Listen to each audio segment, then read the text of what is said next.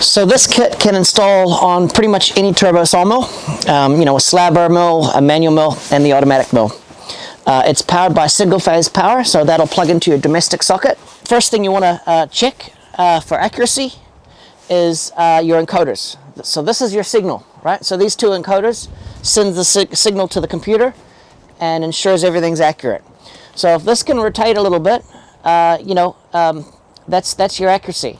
So when you install this unit, you want to make sure that you don't have that. So you want to tie it back as tight as possible so there's little to no movement, right? And the same up here. So we'll go get a cable tie and we'll just snug that up a little bit just to ensure that our accuracy is 100%. This is the first thing to check. So I'm just going to cable tie this a little bit tighter just to make sure there's no movement in there. So now we should be very accurate. So yeah, you try and get as much movement out of that as possible. So okay, so you've got this whole thing set up. The settings should be all correct. You basically want to find your limits, right? So what we do is we raise the saw up to the top. And you want to be very careful that you don't ram this into the top here. This is a very powerful gearbox kit here. So if you get too high and it rams into this here, there's a high likelihood that you're going to break the motor or something. It's just a very powerful system. So that's why we have these limits set. So I'm going to raise that up to maybe an inch off its limit.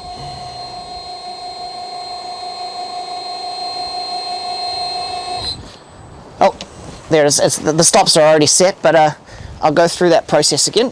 Notice how a little red line went up there and it says your limits have been reached. So what we want to do is we go home and we go config and we want to go sawmill limits. So basically reset limits, right? And we're at the position. I'm going to go a little bit higher. I'm going to go probably about there. Okay, so we'll push that button. That's set now at the top. So now we want to lower it all the way down. I'll get this out of the way of the log, so I'm not going to hit that log. So now I go all the way down. You do want to be very careful that you don't bottom out the far end as well.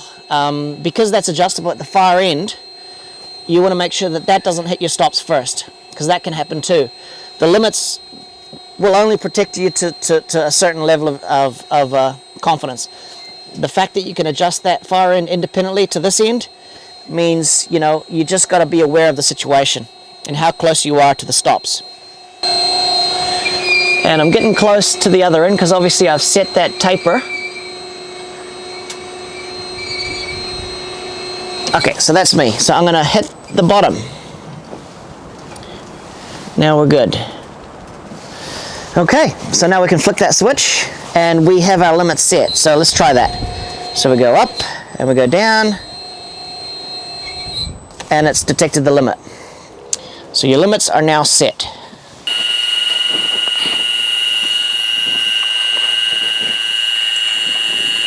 Let's switch this to imperial. So there's a setting in there, you can just go and switch from imperial to metric. So to go back to your screen, you just flick that switch. Okay, so this is your auto switching for axes. These buttons can be used to calibrate between presets. So I've preset that to 1 inch, 2 inch, 6 inch, 12 inch. And to do that, you've got your button sizes here, and I've changed each of those buttons to what I want them to represent. I can switch this back and I can change these to toggle switches, so it'll move up in 0.25 an inch or 0.8 an inch, but I prefer preset buttons because I've always got the touchscreen that I can use if I've got out of ordinary buttons. So like if I wanted a 5 inch, I can touch the screen and preset it to whatever I need it to be. So that's what these buttons are. That's what that button is. And these three are your go buttons, okay? So let's go back to 1 inch. I hit the go button. Now that button includes kerf. So if I hit that, it'll move over an inch. with the kerf, so you'll have an accurate inch board.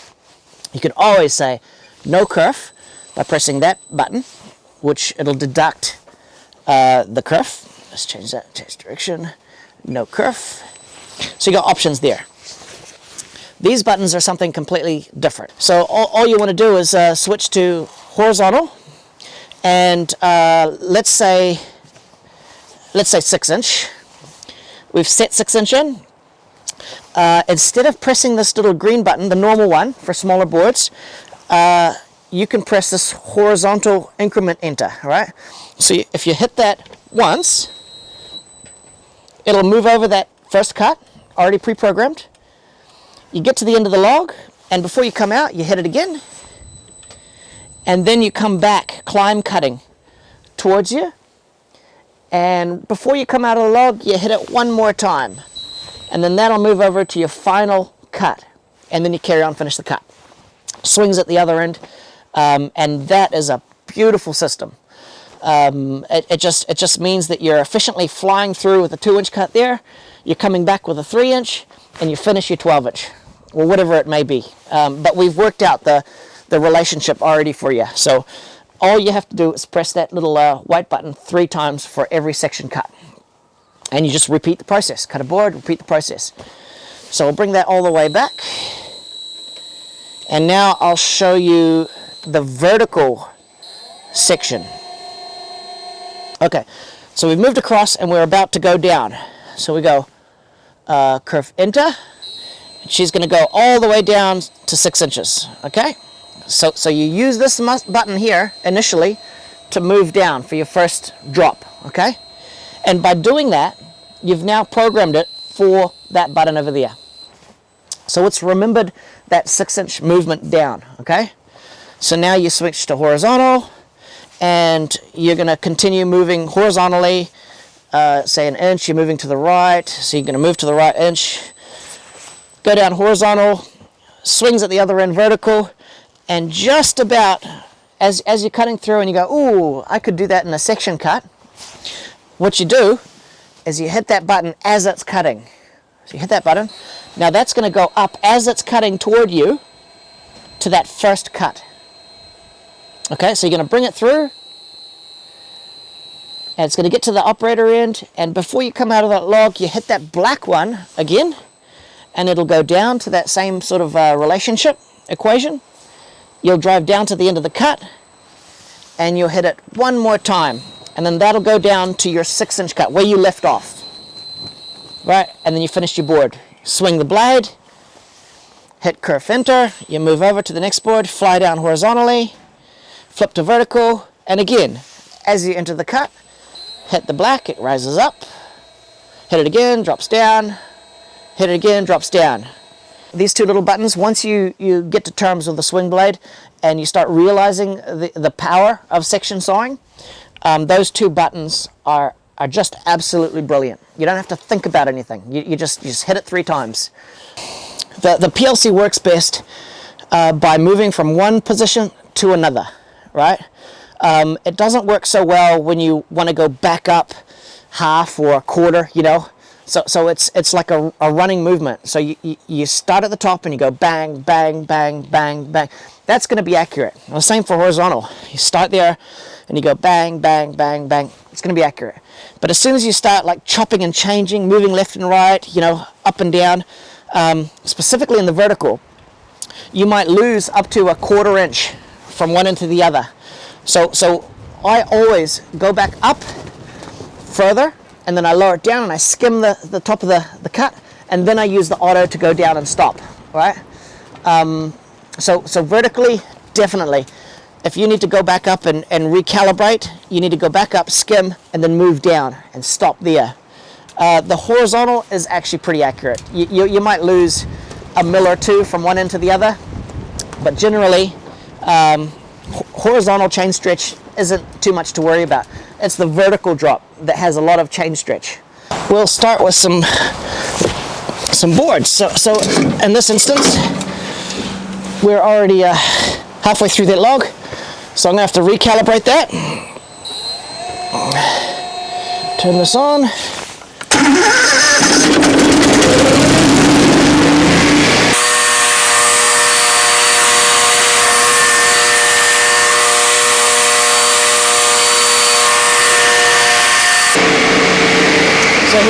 going to lower it down so it just touches the top of the face of that log.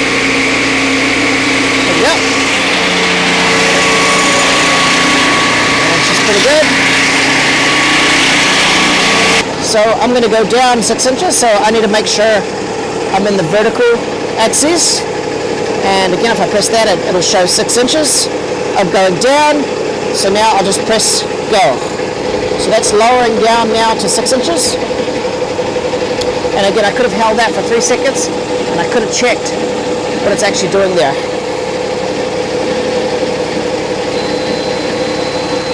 So there's your 6 inches. So I'm going to start it up, and now I'm going to move it over, and I'm going to touch the side face of the log here to recalibrate.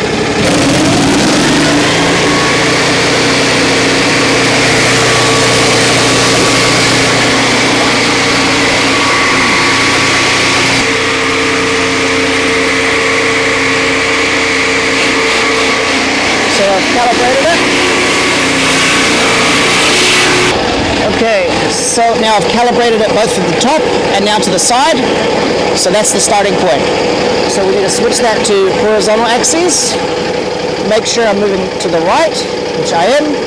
So I'm going to go 2 inches to the right. Hit curve go. It's moving over 2 inches. So now we can cut the log. Start horizontal, finish vertical.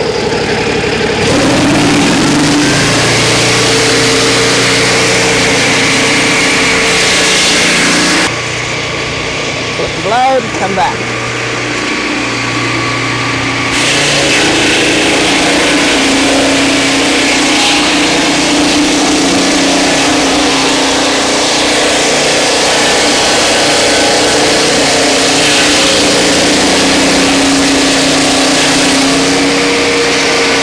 Alright, and then we repeat the process. So I simply swing that blade into horizontal as I've done, hit curve enter, it moves over another 2 inch.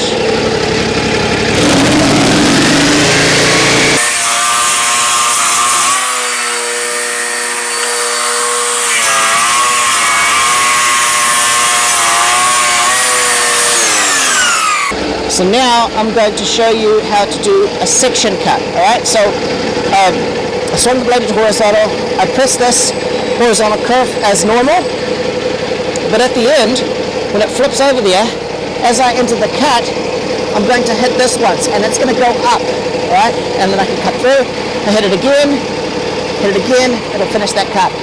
Swing the blade, repeat the process.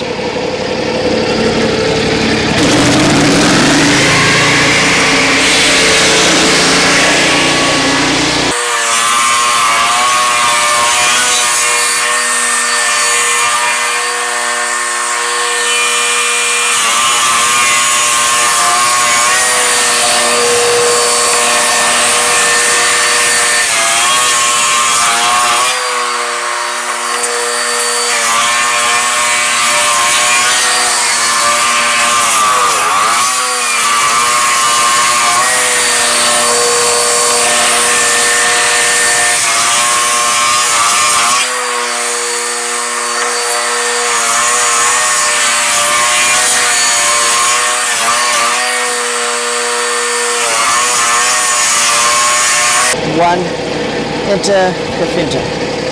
So yeah, then I don't have to skin that whole face.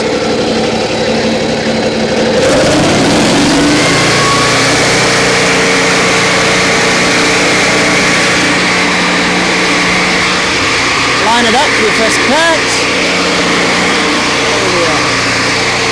That's about it right there. Alright, so we're in horizontal now, 6 inch, we'll go 12 inch. I'd say, and then we'll press section curve enter. So there we go. Section 1.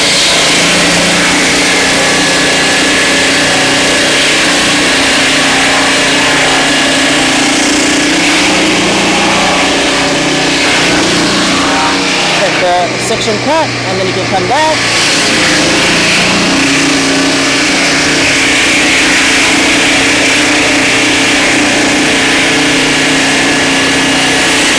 This is where that section cut really makes sense.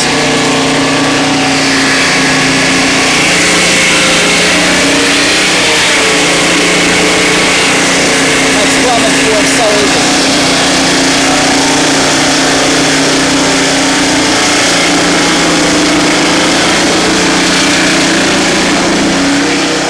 Alright, so now we're going to drop down 12 inches. So we go vertical, 12 inches, and down. So I wind back at the same time.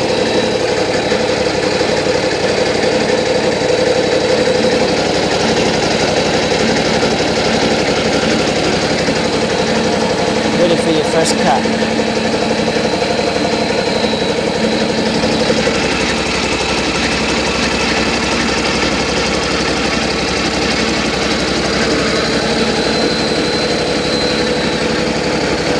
Right, that's it.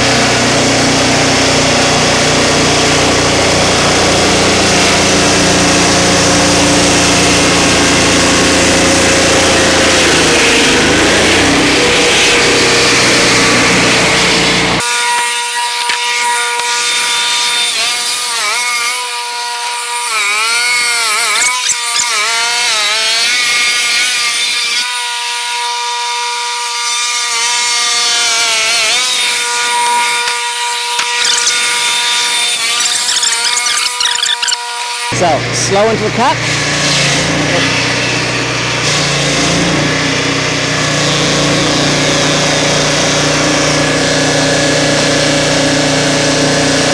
Gets you a bit of bark there that's getting in the way. Just get that bark out of the way.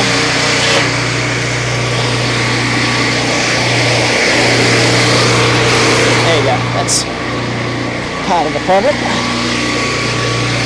Okay, now it should be nice and easy.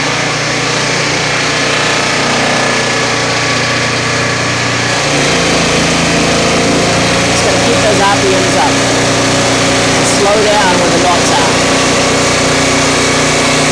Old man pine is very sticky, full of knots.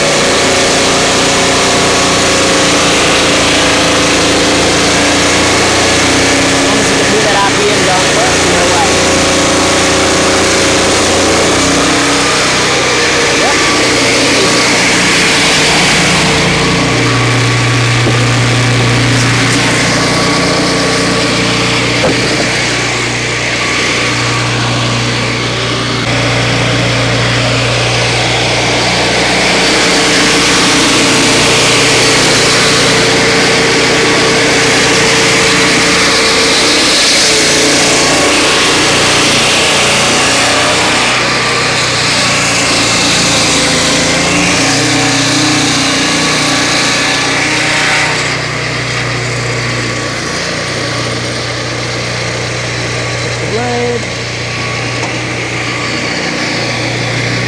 slow down into the pack.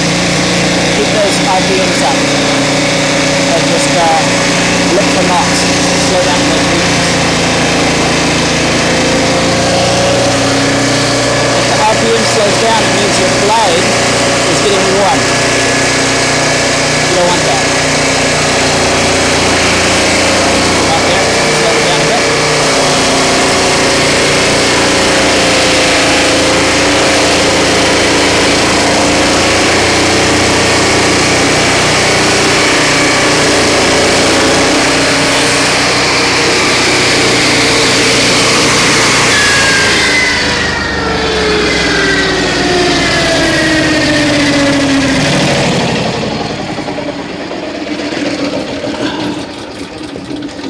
So yeah, this log is full of knots, so you just got to listen for the knots and slow down as you approach them. Basically, you got to listen for the RPM of the blade. If the blade slows down, it means that the blade's getting warm, and then the blade teeth will splay out and only get worse. So yeah, there's lots of knots in there, but it does do 12-inch quite easily as long as the blade is tuned well. So in this case, we'll just get another couple, I think, a couple of boards.